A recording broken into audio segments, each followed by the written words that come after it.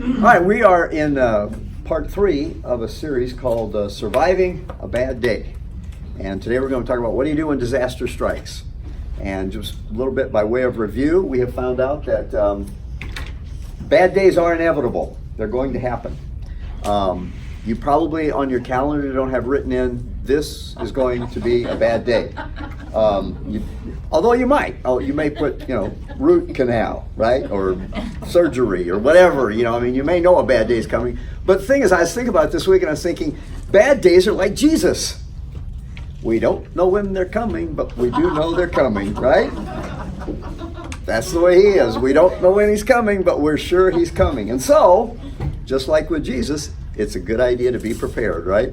Because you don't know when he's going to be here, but we know he's coming, so be prepared. Same thing with bad days. We don't know when they're going to happen, but we do know they're going to happen. So if you have even a lick of wisdom, you're going to say, I need to get prepared for that. So when it comes, so that's what we're talking about. How do you prepare for bad days so that when they come, you can survive those bad days? And we, I was thinking too, we found out that bad days are like x-rays. They reveal what's inside of you. So bad days are like Jesus. They are coming. We don't know when. Bad days are like x-rays. They reveal what's inside you. We could say, but we wouldn't say, that bad days are also like X-lax. They cause whatever's in you to come out and be exposed. But we wouldn't say that because that's kind of crude, don't you think? So we'll say they're like X-rays. They reveal what's inside of you because, again, it's real nice. It's real good to, you can look real good on the outside until you get bumped and then you see what's inside the glass. And so bad days reveal what's inside of us, and they reveal ungodly traits that need to be kind of scooped away and cleansed away. So they are beneficial for us. And then finally, find that bad days are really definitive days, in that every day we make multiple decisions. We come to crossroads in our lives and we make multiple decisions, and most of them are just little decisions. They don't take us a big path down here or there. But on bad days, the decisions that we make tend to be more crucial. In the good days, it's easy to make the right decision. We do this, but it's really the decisions you make on the bad days that determine your level of success in life and relationships, in your career and your job, whatever, because you're more likely to make bad decisions on the bad days when things aren't going well, and bad decisions that you can regret for a long time for them. So that's what we're going to talk about today. And by way of review, what we're doing is we're looking at how Jesus handled the worst day of his life by far. Obviously the worst day of his life. It was the day he was crucified. That was definitely a bad day, to say the least, for him. And how did he what did he do to handle that day? How did he survive? How did he work through that day? What did he do? And so we see that the first thing, I think is pretty amazing, the first words from the cross, the very first word from the cross that he said was Father. The very first word was Father. And so we realize that from that, the first thing we do when we're having a bad day is recognize that God is in this with us. He's not abandoned us. As bad as it may seem, he's not abandoned us. He's not forsaken us. He's right there with us. So he said, Father, forgive them. The second thing we saw is that we want to go into these bad days not with bitterness in our heart, not with anger and not with resentment, but we need to just release those and forgive those who are hurting us, forgive those who have hurt us. If you're going to survive a bad day, you don't need that extra baggage of anger. For that matter, you don't need that on good days, right? We need to always be walking in forgiveness. It needs to be like a constant stream that is flowing through us to where we forgive even before we've been offended, actually. I was thinking one time about how maturity is, in the area of forgiveness, is how long from the offense to the time of forgiveness. And if you say, well, I'm going to hold on to it for a long time, then that's a whole lot of time that forgiveness, that bitterness, that anger is just eating you up. Because it really is, literally, physically, it pumps acid into your stomach. That's the ulcers. It literally eats you up. And so I thought, well, then really maturity would be, in the Psalms it talks about the godly cannot be offended. So that would be awesome if as soon as I was offended, as soon as somebody did something to me, man, forgiveness was right there. But then I thought about Jesus, and he forgave me before I even committed the offense. Because when he was on the cross and he said, Father, forgive them, I was one of those thems. You were one of those thems. And so really, the goal in the Christian life as far as forgiveness goes is to have forgiven before the offense even comes. And so when the offense comes, I don't even take it. It's just the water on the duck's back. It just slips off. And that's kind of my goal in life, is that the forgiveness would be there before the offense even comes. I'll share that with you. Maybe you want to make that a goal in your life too. Not that you're going to hold on to it, but it's just immediately, boy, the forgiveness is just there before the offense even comes. And so we see that he says, Father, recognize God's presence, forgive them, release. And then we looked at last week, the other thing that he did was that we saw that he spoke kindly and was compassionate with the thief on the cross, the other man that was suffering there with him. And when this man said, remember me when you come into your kingdom, what an amazing statement of faith. He said, this day you'll be with me in paradise. And so he expressed concern for others that were hurting around him, even though he was in extreme pain, extreme agony. And he also then looked at his mother and looked at John and said, John, take care of my mom. Mom, this is your son. Take care of, this is your son. He'll take care of you. And so he fulfilled his responsibilities as an older son. And so in bad days, it's easy for us to go, well, I got my own problems. I don't have time to worry about you. I got my own problems, and I don't have time to do what my responsibilities are. But if we can still do our responsibilities in those days, we find out this too, that by helping others, we help ourselves. It's just one of those weird things. It's really one of those sowing and reaping things. As we, even in our own pain, even in our own agony, even when we're hurting ourselves, if we will take an effort to reach out and minister to others, because usually when we're hurting, others around us are hurting too. And if we'll take that effort to reach out to others that are hurting, you find helping others helps yourself as well.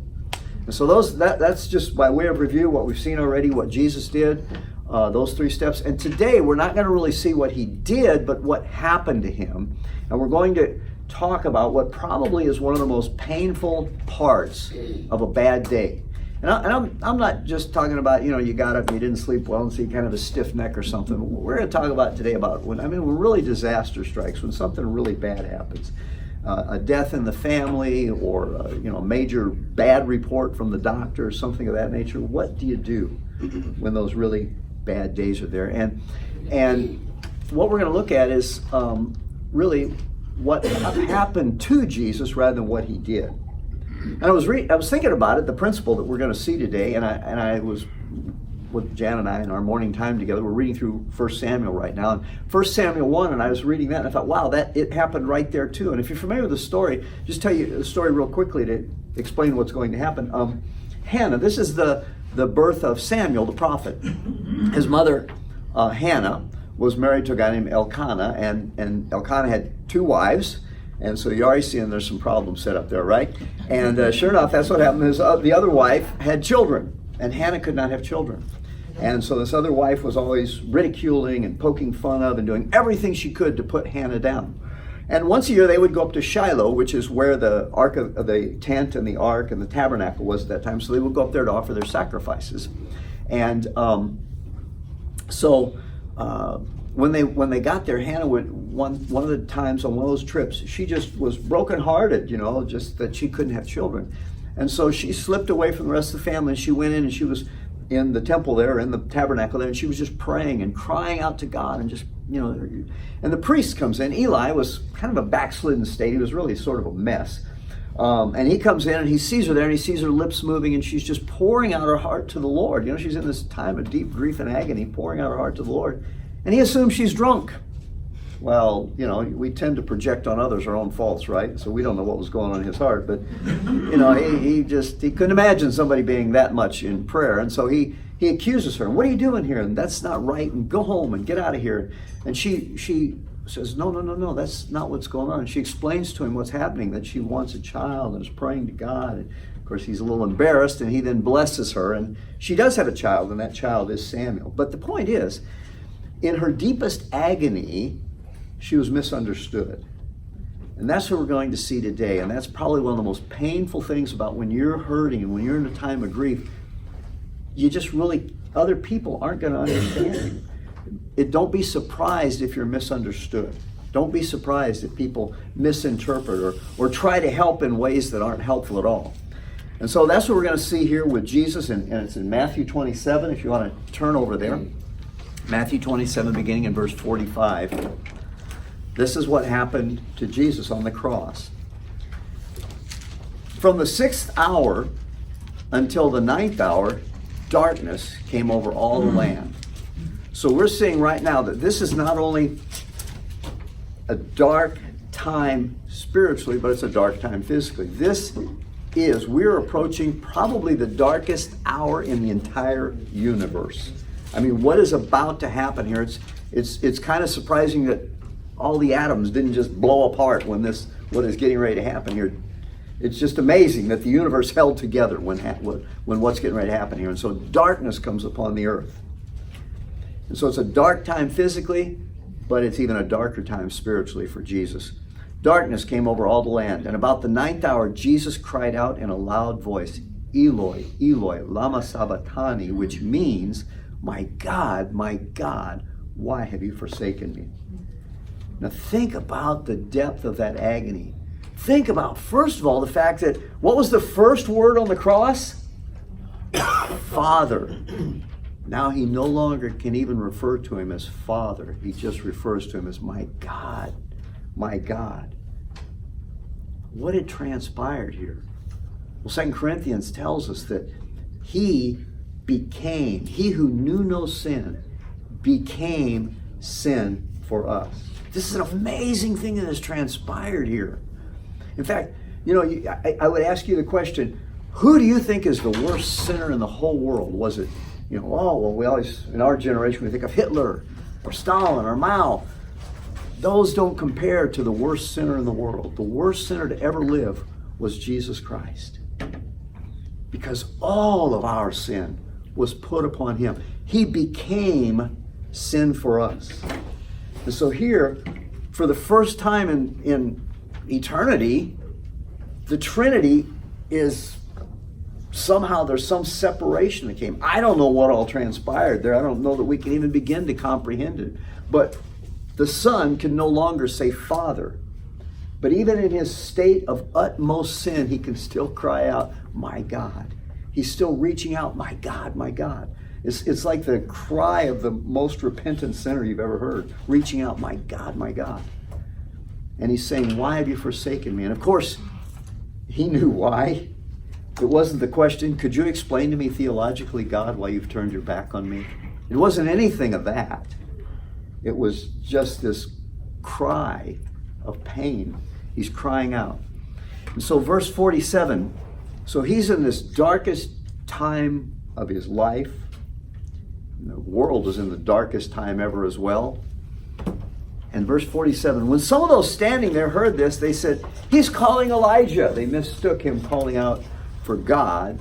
Elijah, El is a contraction there from Elohim, and Yah. So Elijah means God is Jehovah, Yahweh, Jehovah. And so they hear him calling out to God, and they hear, oh, he's calling Elijah, he's calling Elijah. Immediately, one of them ran and got a sponge, and he filled it with wine vinegar, and he put it on a stick and offered it to Jesus to drink. Let's do something. He's in pain, he's hurting. Let's offer him this wine vinegar. It'll numb the pain. And the rest of them said, oh, no, leave him alone. Let's see if Elijah comes. And so the one group tries to do something to help, and the other group saying, oh, just leave him alone. Let's see what happens. Let's just see what happens here. And that's what I've seen that in a couple of things we need to understand. In the depth of our pain, don't be surprised if people misunderstand you. Hannah was misunderstood. Her motives were misunderstood. Jesus is misunderstood. Oh, he's calling out for Elijah. And here's what I've seen. Maybe you've seen this too. When people are trying to help somebody who's in that darkest pain, they tend to do one of two things. And it's the same mistake that they made here. I mean, what an example of it. Two common responses from well-meaning friends who maybe misunderstand you. And it's important for us to see this from two perspectives. When you're in that time of crisis and people aren't understanding you, don't get upset with them. They really can. It's not, it's easy to just get frustrated with people and just kind of try to chill out a little bit, and don't expect them to understand you, because it's hard for them to do that. And then the second thing is when you're trying to help somebody, realize that you probably don't know what's going on. It's not helpful to say, oh, I know just what you're feeling. No, you probably really don't. Or, well, you know, you think that's bad. See, great consultants do this. Well, you think that's bad. Well, last week I stubbed my toe in the middle of the night. It really hurt, you know.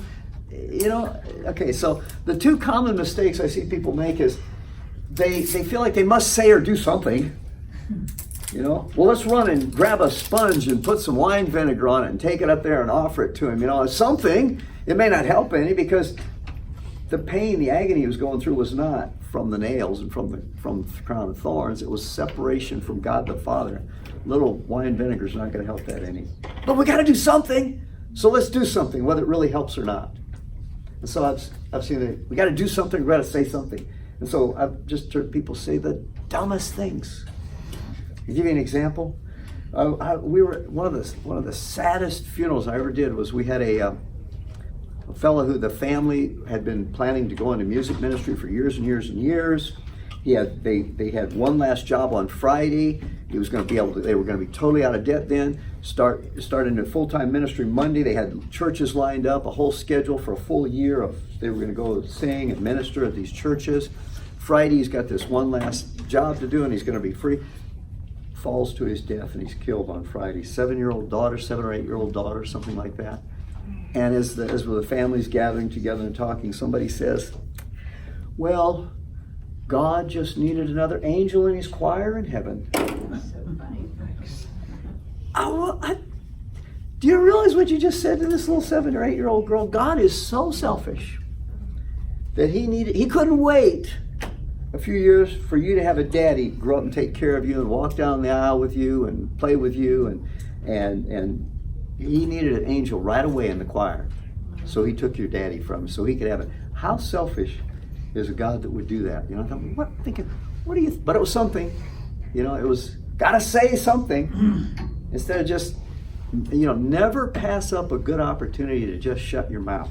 You know, that's good wisdom in all areas, right? Never pass up an opportunity to say nothing, you know.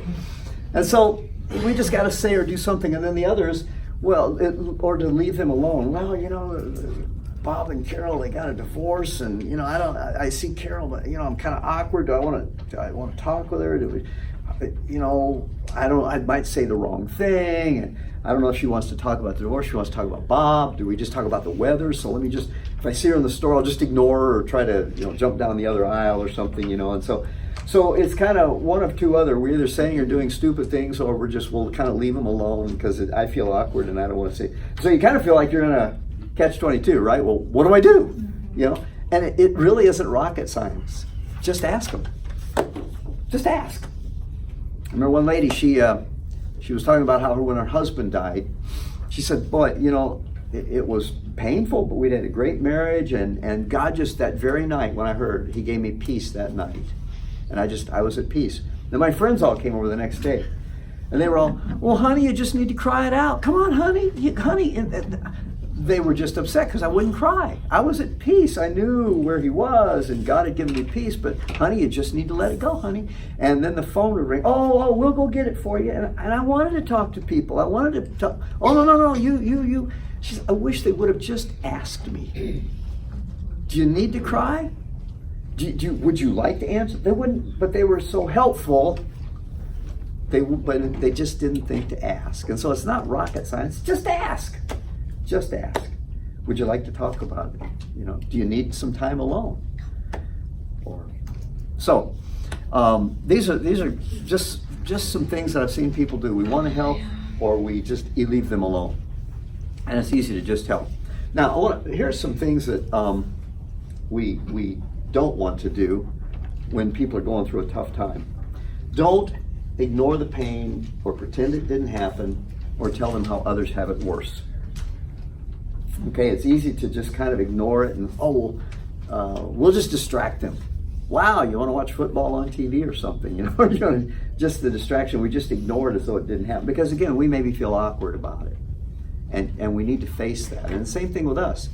When you've been hurt, it's really important to acknowledge that you've been hurt. Some things that we've learned as we were going through a time where if you could count the knife wounds in my back, it's a bunch of them. You know, I've been stabbed in the back more times than I could even number. But But as we were going through one of the last ones, we had a lady who was just a real precious friend, and she was telling us, she was saying, you need to acknowledge the wound. And I'm one like, hey, I've had worse things than this happen to me. This is not that big a deal. She says, it is a big deal. I go, well, yeah, it kind of is. You need to acknowledge the hurt. You need to acknowledge that what was done to you was wrong. Instead of just going, it's no big deal. Well, if it keeps you up at night, or if you think about it when you're brushing your teeth, then it was a big deal. If it changed your thought about the person who did it to you, then it was a big enough deal that you need to acknowledge that something happened and forgive it. You need to forgive it, but you need to acknowledge it before you forgive it. Because forgiveness is not just going, that's no big deal. Because that's not how God dealt with our sin. It's no big deal. I mean, it was a big deal. He sent Jesus to the cross to pay the price for it. But he had to acknowledge it was a big deal. And so we acknowledged that, yeah, we were hurt. Something wrong was done to us. Or, yes, this was a big deal. A child died, or this was done to us, or something bad happened. It was a big deal. But then we move through that to forgiveness. Make sense? And so we don't ignore it. When we're ministering to others, don't act like it didn't happen. Don't act like it was no big deal. Also, don't assume we know how to help. Don't just assume that the person needs to cry or that the person shouldn't answer the phone. Just ask. And then finally, and this is a big one, don't give answers. Because again, the big question, what did Jesus ask there? I think this is fascinating. Why? My God, why? And I've heard well-meaning pastors, and I've probably even said it myself because I've heard well-meaning pastors say it, so I thought it was truth until I realized differently. Say, never ask why. Always ask what. What can I learn from this? But Jesus asked why. Why? Why did this happen, God? Why have you forsaken me? Now here's the thing about it though. He really wasn't asking why, was he? And so it wouldn't have been helpful to come in and say, well, Jesus, you see, here's the deal. Sin entered the world, and sin had to be paid. The price for sin had to be paid, and only a sinless person could pay that price, and so none of us could do it. So you had to be the one. That's not what he was asking, was it? He wasn't asking for a theological treatise. What he was asking for was presence. God, why? Why have you forsaken me? Man, it just overwhelms me when I think about the depth of that. Here's the amazing thing about it. He said that so we will never have to say that. Isn't that awesome? I said here, we're talking about how to survive a bad day, and we're looking at Jesus. Well, he didn't survive, for those of you who've been paying attention. He died, okay? And then the first thing was, remember, God's in this with you, Father. He'll never leave you or forsake you. And he's saying, why have you forsaken me? But you see, we have the promise he'll never leave us or forsake us because he did forsake Jesus. He did turn his back on him. And the reason for that is so that he would never leave or forsake us. Man, isn't that powerful? Because he was carrying all the sin. Because he took our sin. It says he became sin for us. I don't know the theology of that, but it's more than he just became a sinner. He became sin for us. I don't know what all that means, but boy, it's even bigger and deeper than I understand. But it's an amazing thing. And so he cried out why. And so what I'm saying to you is, if you're crying out why, there's nothing wrong with asking why. But if you're ministering to somebody and they're going, why, they're not asking a question. Don't give an answer. They're asking for presence. Just be there with them. Just be Jesus. Be there in the situation with them. And I think about that. I think, it's like Jesus, when he cried out that why, I think he was identifying with everyone who's ever said why. Why the divorce? Why the abuse? Why the rape? Why the suicide? Why the disaster or accident that came into my life? Why was my spouse unfaithful to me? Why this sickness? Why did my child die? Why that accident? Why? And I just think that is so awesome that Jesus could say, why? And so it gives us the liberty to just go, why, God? And again, when we ask that question, we're not asking for answers. You know, I could give you the theological answer. We could go back a few weeks ago. We talked about why is there evil in the world? Well, why did my baby die with SIDS? Why did my baby die? Well, you see, let me explain. Let me just watch this video here. You see, sin entered the world, and God created a perfect world. It was not God, but sin. Nobody needs those answers, do they?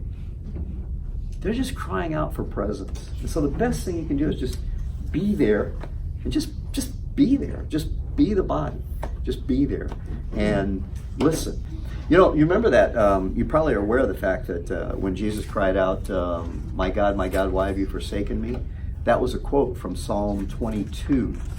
And I love Psalm 22, 23, and 24 are like a little sequence in there. Psalm 22 speaks of the suffering servant. And that was the suffering servant. Now what's Psalm 23? We all know that one, right? It speaks of the shepherd. That's the shepherd psalm. That's who he is now. The suffering servant's who he was. Psalm 23, the shepherd, that's who he is now. The Lord is my shepherd, that's who he is now. And Psalm 24 speaks of who he will be. It's a prophetic psalm of the king. Who is this King of glory?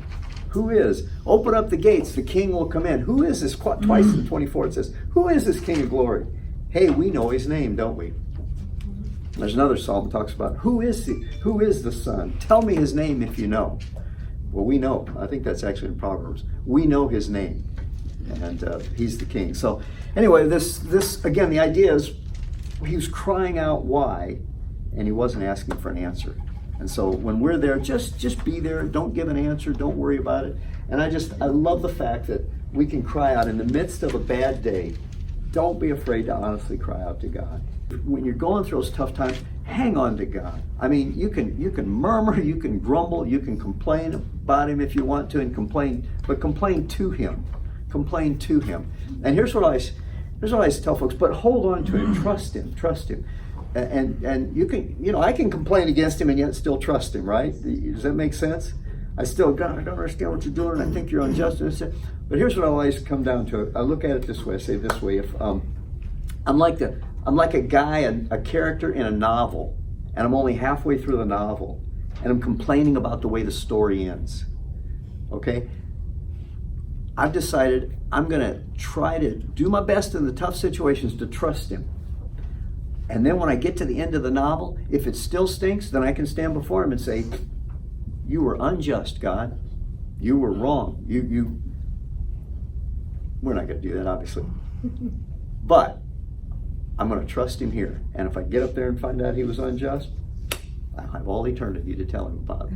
But I have a feeling that when I stand before him and understand things like he understands them, I'm going to say with the angels, true and just are your judgments, O God. So in the meantime, let's just hang on to that. We can grumble and complain when we get there in front of him, but in the meantime, it's okay. It really is. It's okay to question. It's okay to say why. But in that questioning, never let go of him. Never let go of him. My grandmother used to tell me this. She said, never judge an artist's work by the unfinished product. And she was a ceramicist. I don't know. She made stuff out of plaster, whatever, ceramics, yeah. And I was spending some time with her one summer, and she gave me this little guy's head with a nor'wester, the sou'wester, whatever, the guys out there with fishermen. The crab boat guys, the old have the yellow hats on, and anyway, so she said, okay, I want you to paint this little guy up, a little bust of a head, and so I painted his eyes real careful, and I was real careful painting it all, and it just all looked all great, and she's, I said, look, Grandma's all done. She says, oh, that's great. Now what you need to do is take this brown stuff here and cover him over with it. And I go, what? But Grandma, I painted it so carefully, and so you do what Grandma says, right? So I took this brown stuff and just covered it over to her. It was just this brown blob. And what was that all about? And she says, now wipe it off. Well, I just put it on, it's like the Marine. Dig a hole, move the dirt over there, now fill the hole in. It's like, what? I just put the stuff on, But when I wiped it off, boy, anybody who's ever done this, you see some of you kind of smiling at me like, what's happening here. Oh, the character, that you could just see the lines in the face, and it brought a realism to it that before it was just this painted piece of, whatever you call it, plaster. Plaster, ceramic, yeah. And then when it was fired, it was just, wow, it was just like this masterpiece, you know. And I found that sometimes in life we don't understand what God's doing. It just looks like he's clumping some brown stuff all over us, you know, and it looks terrible. Stuff. Yeah, stuff. You figure out what you want that to be. And so you're just all, and you're just covered in it, you know. And then he begins wiping it off, and you go, what was that all about? And you can't see that all of a sudden there's character and there's life and there's reality there. Remember the Velveteen Rabbit? You become real when you get all beat up and torn and your stuffing's coming out and you have an ear coming off. That's when you become real. And God wants to make us real. And so these tough times come, and they come to all of us, but they can produce within us the character of Christ, that aroma of Christ. And that's what we really want to happen. So, let's pray. Father, we thank you that you do not leave us or forsake us. Jesus, thank you that you were forsaken by the Father so that we would never be. Thank you that you conquered death, hell, and the grave, and rose from the grave and did indeed survive that bad day, but by resurrection power. And Lord, as Paul said, we want to know you and the power of your resurrection. God, we want to know you in a depth that we never have before. And I ask, Father, for you to just let the truth of your word and your message, God, sink in so that we will be prepared. When that bad day comes to us, that we'll be able to stand on firm, solid rock foundation and not be washed away with a sandy foundation. And God, when those hard days and tough days come into friends and families' lives, that we'll be able to come in, Lord, and be a rock and minister to them in a way that really helps and encourages them and points them toward eternity and points them toward you, Father. Amen.